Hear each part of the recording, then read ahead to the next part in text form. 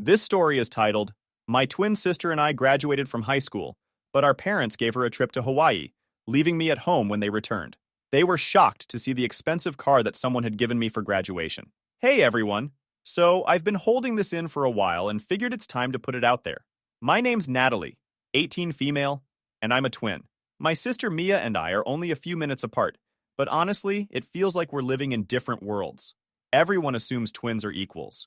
Two halves of the same coin. Not in my case. With my family, Mia's the star, and I'm just the extra.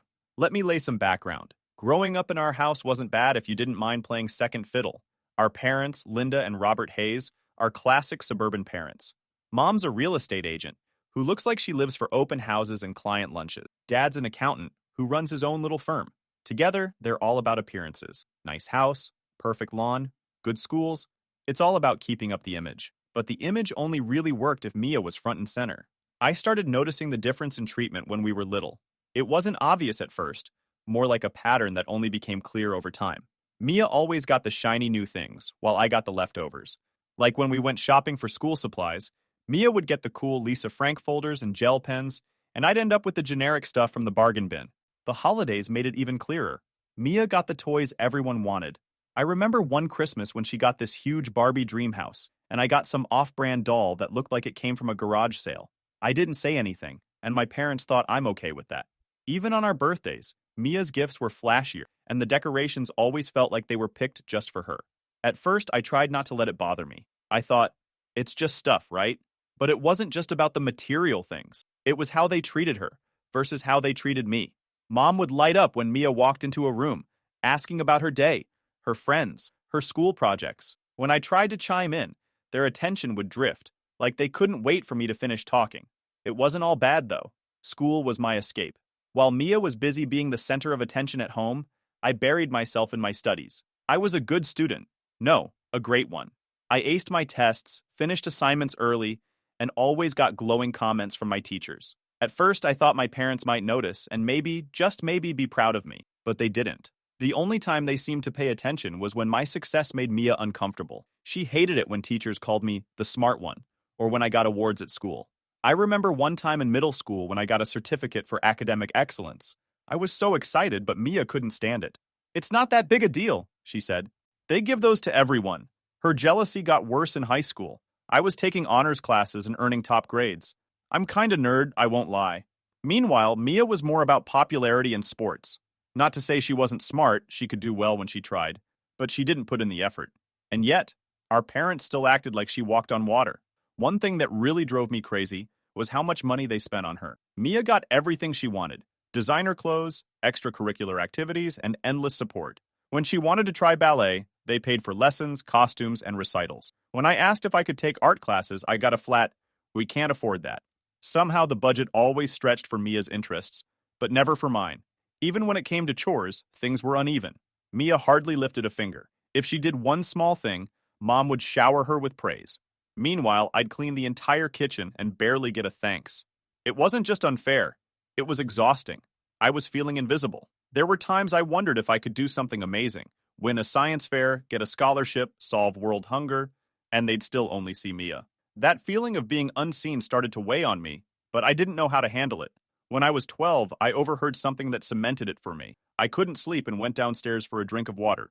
My parents were talking in the living room, their voices low but clear enough for me to catch. "Sometimes I think it would have been easier if we didn't have twins," Dad said. Mia would have been enough. My heart dropped. I stood there, my tears runned on my face. Mom didn't even argue. Instead, she sighed and said, "Mia's special. She's going to do great things. Natalie, well, she's fine." I felt something inside me shifted. That's when I realized there was no point in trying to win their approval. I'd never be Mia. And to them, that meant I'd never be enough. From that day on, I decided to focus on myself. I stopped caring about their validation and poured all my energy into school. If they didn't want to see me, fine. I'd make sure the rest of the world did.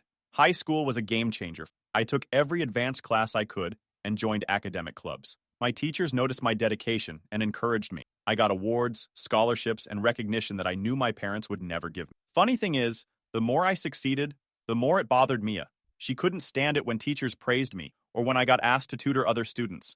She'd roll her eyes and mutter, "teacher's pet," under her breath. Sometimes she'd even tell our parents I was showing off, but I didn't care. I wasn't trying to impress anyone, I was doing it for me. By the time college admissions rolled around, I knew I had a shot at getting into a top school. I worked hard on my applications, stayed up late writing essays, and made sure every detail was perfect. I wasn't just dreaming of leaving, I was preparing for it. Meanwhile, Mia barely tried.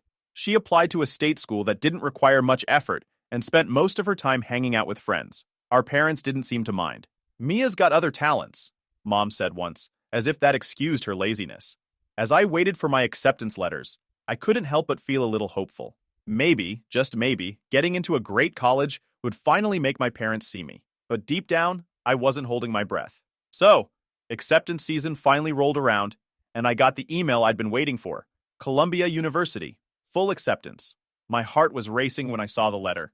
After all the late nights, essays, and the ridiculous mountain of applications, it finally felt like my hard work had paid off. I printed the letter and brought it home thinking, maybe this will be it. Maybe this will be the thing that makes them see me. I know it's dumb, but a small part of me really thought my parents might finally look at me with some actual pride instead of the usual indifference. When I got home, though, I could already tell something was off. Mia was lounging on the couch, scrolling through her phone.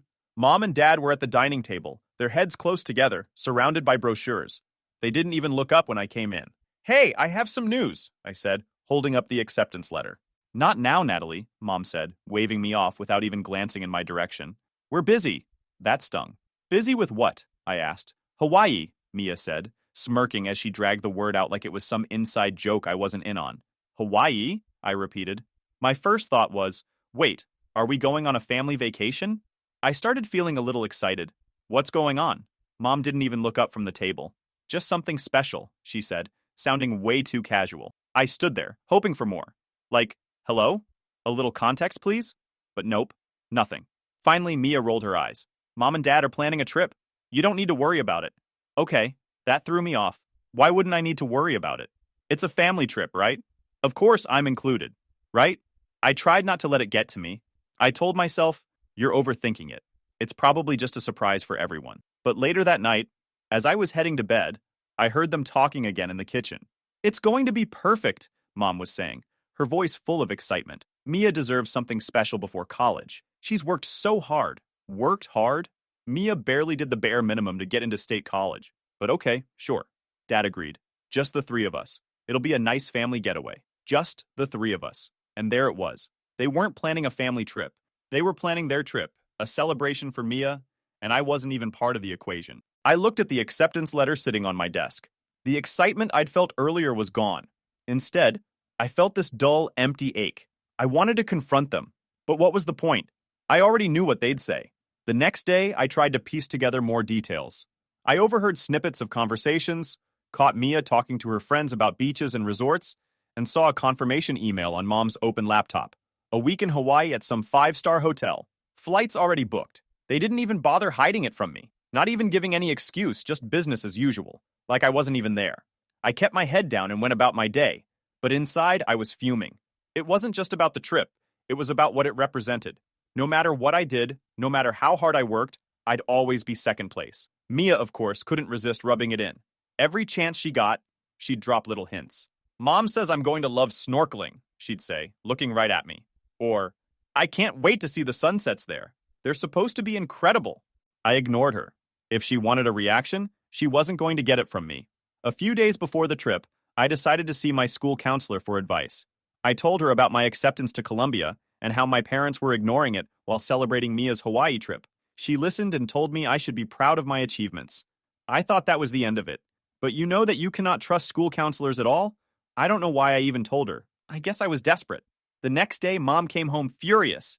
"Natalie, what lies did you tell your counselor?" she snapped. "What are you talking about?" I asked, confused. "She called me.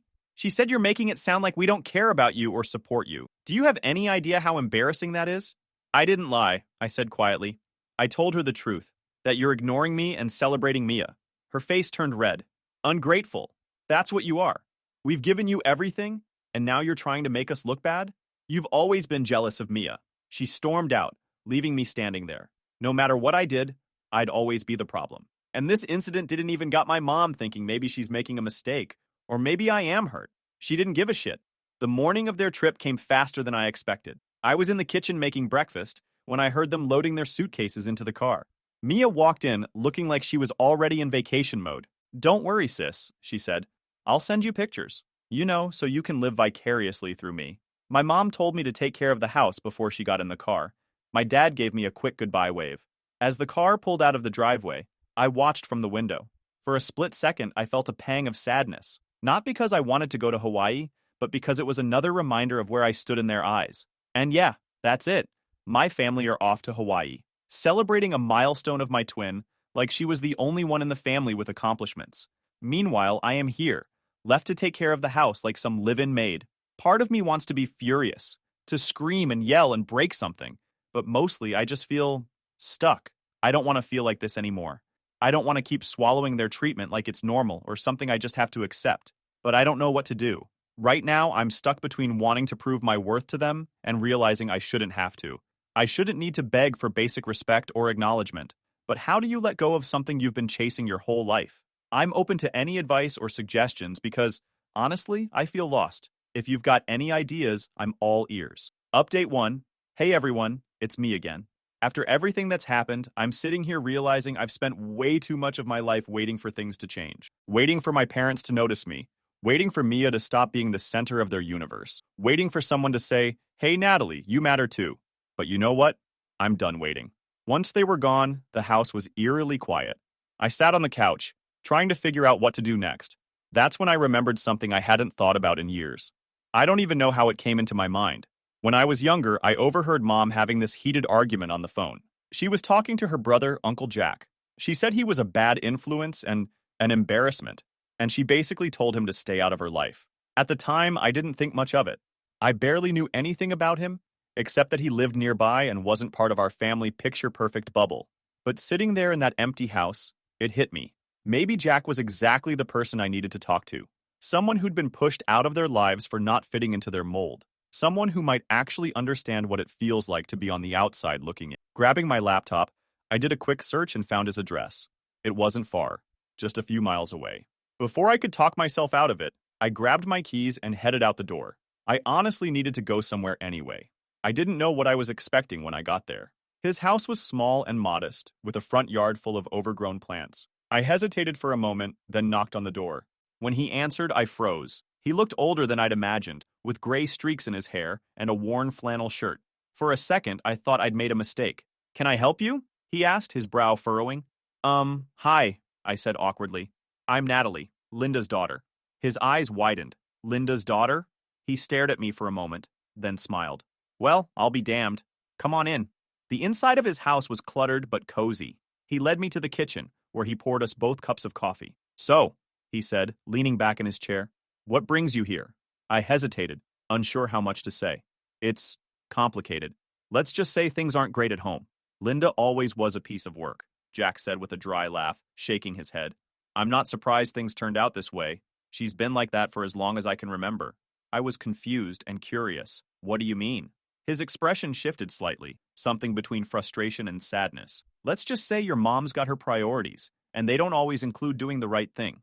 He glanced at me, almost like he wanted to say more but stopped himself. "Just keep in mind, Natalie, you're not the first person in this family to get pushed aside for speaking the truth." So there I was, sitting in Uncle Jack's kitchen, sipping coffee and spilling parts of my life story to someone I barely knew. I didn't mean to unload so much, but once I started talking, it all just came pouring out. I told him about Colombia, about how hard I'd worked to get in, and about how my parents barely seemed to notice. I wasn't planning on mentioning the Hawaii thing, but it slipped out. "They're on a trip right now," I said. "A family trip.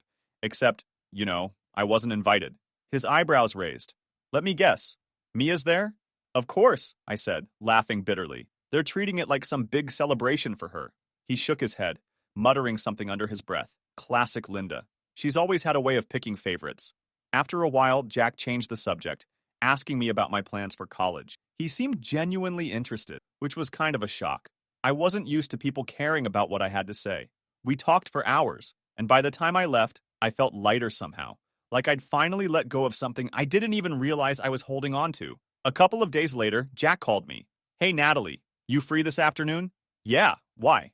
"I've got something to show you. Come by the house when you can." I wasn't sure what he meant, but I didn't have much else going on, so I hopped in my car and drove over. When I got there, Jack was waiting outside, leaning against an old pickup truck. "Come on," he said, motioning for me to follow him around the side of the house. We walked to the driveway and there it was, a brand new BMW 3 Series, shiny and sleek like it just rolled off the lot. I froze mid-step, my brain short-circuiting for a second. "Wait, what?" He smiled, holding up a set of keys. "It's yours." I stared at him like he'd lost his mind. "What? Number I can't—" "Sure you can," he said, cutting me off. "You earned it." He handed me the keys and I took them reluctantly, still trying to process what was happening. "Jack, I don't even know what to say." "Say you'll drive it to Columbia and make me proud," he said, clapping me on the shoulder. I couldn't help but laugh. "Seriously, though, why are you doing this?" Jack's expression softened. "Because you deserve it, and because someone needs to show you that you're worth celebrating." I tried to fight back tears. Nobody had ever done something like this for me. It wasn't just about the car, it was about what it represented. For the first time, someone had seen me, really seen me, and decided I was worth something.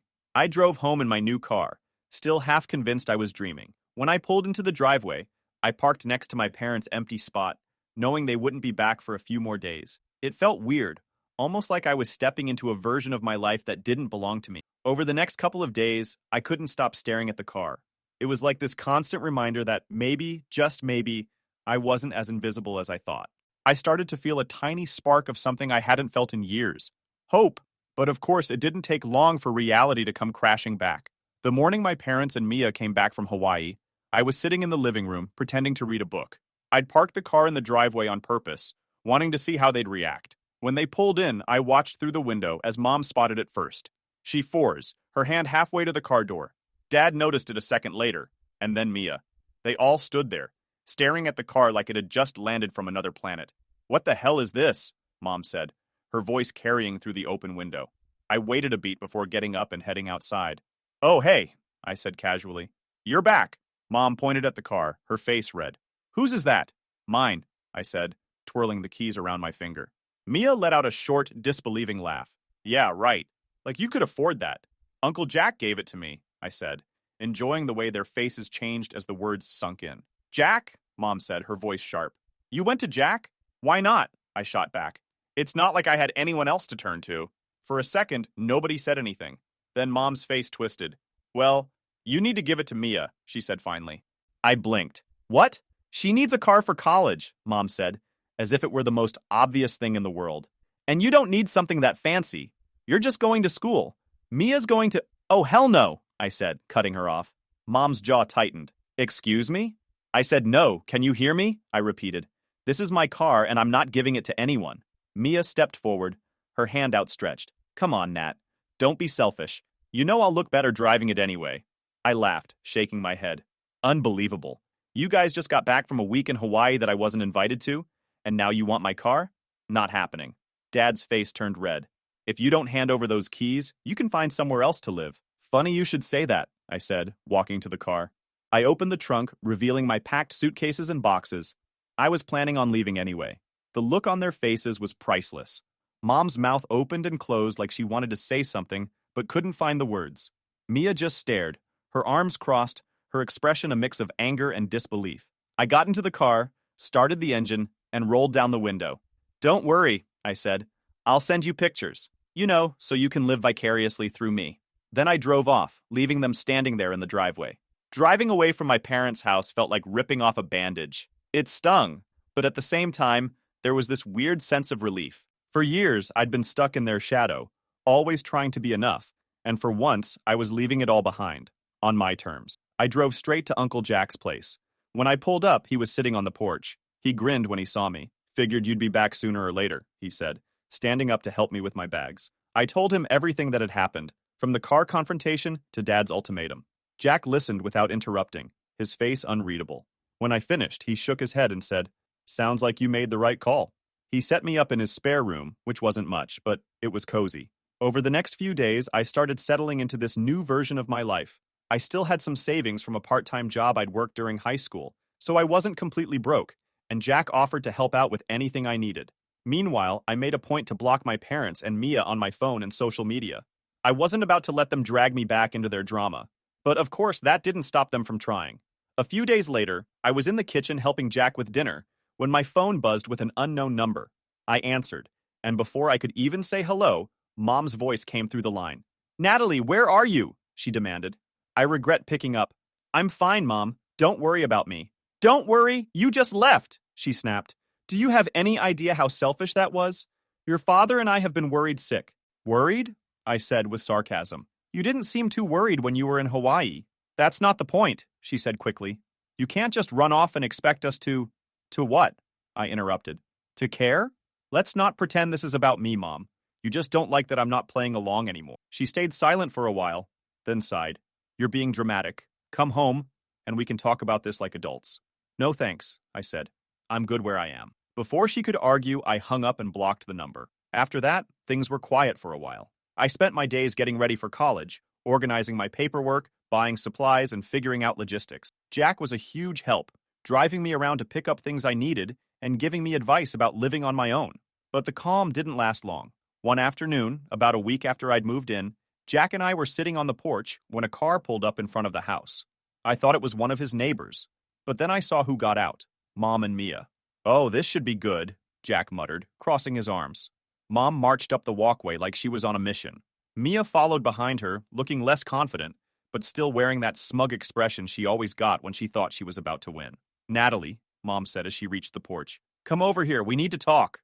Ignoring Jake, I stood up, trying to keep my voice steady. "There's nothing to talk about." There's plenty to talk about," she said, her tone sharp. "This behavior is unacceptable. You can't just run off and ignore your family." "I'm not ignoring you," I said. "I'm setting boundaries." "Boundaries?" Mia scoffed. "What are you, a therapist now?" Jack chuckled, clearly enjoying the show. Mom shot him a glare before turning back to me. "Natalie, enough of this nonsense. You need to come home and return that car right now. It's not fair to Mia." There it was, the real reason they were here. "This isn't about me coming home," I said. "You just want the car." "That car was a mistake," Mom said, her voice rising. "Jack had no right to give it to you." Jack finally stood up, stepping between us. "Actually, I had every right," he said calmly. "It's my money, and I'll spend it however I damn well please." Mia rolled her eyes. "It's ridiculous. You don't even need a car like that, Natalie.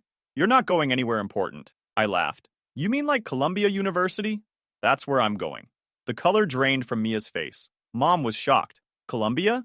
"Yeah," I said, holding her gaze. "I got in. Full acceptance. But I'm guessing you didn't notice since you were too busy planning your trip." For a moment, nobody said anything. Then Mia muttered, "Whatever. State's better anyway." "Sure it is," I said, smirking. My mom didn't back up. "Natalie, I'm serious. If you don't come home and return that car, you're going to regret it." "No, I won't," I said firmly. "I'm done. Done with the guilt trips, done being the invisible one, done with all of it. You've made it clear where I stand, and I'm not playing along anymore." Jack put a hand on my shoulder. "I think it's time for you two to leave," he said, his voice calm but firm. Mom opened her mouth to argue, but Jack cut her off. "Now." Mia looked like she wanted to say something, but Mom grabbed her arm and pulled her toward the car. As they drove away, I felt this weird mix of emotions, but mostly I felt free. Jake looked at me and said, "There's a reason your mom acts the way she does, but some things are better left in the past." I didn't comment on that. I knew he would tell me in the right time. And yeah, this is how things turned out. Do you think I overreacted to their trip? I guess I had the right to stand for myself after all these years. But also, I'm damn sure my mom won't let this slide, especially with Jake in the picture. I'll keep you guys updated. Something pops up. Stay tuned. Final update. Hey folks, it's me again. Thanks for all your comments and support. It really meant a lot while I was sorting through everything with my family. I wanted to share one last update because just like I anticipated, my mom didn't stay silent. So, here it goes. After Mom and Mia stormed out of Jack's house that day, something shifted. It was like I could finally breathe. I wasn't bracing for their next argument or trying to prove anything to them anymore. They didn't get what they wanted, and I was done trying to please them. The next few weeks flew by as I got ready to move to Columbia. Jack was amazing, helping me navigate everything. Between buying supplies, sorting through old stuff, and figuring out how to fit my life into a few boxes, it was chaos, but in the best way. One day, Jack announced we were going to a furniture store. "You need a good desk," he said, dragging me along. "I don't need anything fancy," I protested. "Nonsense. You're going to an Ivy League school. You need a desk that says, 'I'm smarter than you.'" I couldn't stop laughing. Jack has this way of turning even the simplest things into an adventure. We spent an hour debating desk styles until I gave in and chose one he liked. See? He said with a grin. You've got taste after all. With every little step, setting up my new laptop, choosing bedding, planning my schedule, it felt like I was leaving the past behind for good. I stayed distant from my parents and Mia. They didn't call and I didn't miss the drama. Jack, on the other hand, couldn't resist poking the bear. You know, he said one night over dinner, your mom called me. I froze. What did she want? She was fishing for details. How much I spent on the car, what your plans were, all that nonsense. And I told her to mind her own business and hung up. I couldn't stop laughing. You're the best. He said, you know, Natalie, this is the best thing that's ever happened to you, getting out of that house. You're finally free to figure out who you are without their nonsense holding you down. And he was right. Moving day came faster than I expected. Jack and I packed up the car with everything I owned, which wasn't much. As we pulled out of the driveway, I felt this weird mix of excitement and nerves. Columbia's campus was everything I'd imagined. Massive stone buildings, sprawling greens, and this electric energy. Jack helped me carry my stuff to my dorm, cracking jokes about how fancy it was compared to his old college apartment. For the first few weeks, everything felt like a dream. But of course, my mom and Mia weren't going to let me go that easily. The first sign of trouble came one afternoon when I was heading back to my dorm. I noticed Mia had tagged me in a post on social media. Against my better judgment, I opened it. It was a picture of my old room back home, completely empty, with the caption, out with the old, in with the new. Some people can't handle the truth. Actually, the post stung more than I wanted to admit. Mia wasn't just trying to get under my skin. She was painting me as the villain to anyone who'd listen. A few of our mutual friends from high school commented things like, OMG, what happened? And, sounds like Natalie's being dramatic again. It didn't stop there. Over the next few days, I started getting texts from people I hadn't talked to in months, asking why I was causing drama with my family. Mia had clearly been spreading her version of the story, and I was the bad guy in all of it. Then, just as I was starting to move past it, Mom showed up. It was a Friday afternoon, and I was in the library working on an assignment when my phone buzzed. A text from an unknown number. Come outside. We need to talk. I didn't need to guess who it was. Sure enough, when I stepped outside, there she was. Linda, in all her overbearing glory, standing by her car with a look that could curdle milk. Mom, I said, crossing my arms, what are you doing here? Don't use that tone with me, she snapped. We need to talk about this ridiculous stunt you've pulled. What stunt? I asked, trying to keep my voice steady. Running away from home, turning your back on your family, dragging Jack into your nonsense. Jack didn't drag me into anything. I cut her off. He actually supports me, which is more than I can say for you. She took a step closer, lowering her voice like she didn't want anyone to overhear. Natalie, this has gone on long enough. You need to come home and fix this. People are talking. Good, I said, shrugging. Let them talk. Maybe they'll finally see what's really going on. Her face twisted in anger. But before she could say anything else, I added, by the way, Mia's little smear campaign, it's not working. I don't care what she tells people, and neither should you. Mom's eyes narrowed. You've changed, Natalie, and not for the better. No, Mom, I said, standing my ground. I've just stopped pretending to be okay with your games. She stood there for a moment, clearly searching for something to say. But when nothing came, she got in her car and drove off without another word. After 2 days, Jack called me with some unexpected news. Your mom showed up at my house, he said, clearly amused. Why? She wanted to talk about the will, he said, laughing. I think she's worried I'm leaving everything to you. Typical Linda, always thinking about what's in it for her. What did you tell her? I asked. I told her not to worry about it. But honestly, Natalie, her showing up here isn't about the money. It's about control. She's afraid of what I might tell you. Your mom has spent her whole life hiding things, and she knows I don't play by her rules. My stomach churned. Hiding what? Jack hesitated for a moment, then sighed. Let's not open that can of worms right now. Focus on school, Natalie. You've got bigger things to worry about. His words hung in the air. I didn't push him, but I couldn't stop wondering what he wasn't telling me. Anyways, I am settling into my new life. My classes are amazing, my dorm feels like home, and for the first time, I'm not living in Mia's shadow or trying to earn my parents' approval. It's just me, myself, and I. And for the first time, this is enough. Thank you all for reading and sharing your thoughts. It means a lot. Your advice has been super helpful. If you've been in a similar situation, stand your ground and speak up for what you deserve. And hey, if you can't handle it all on your own, trust me, karma has a way of taking care of things.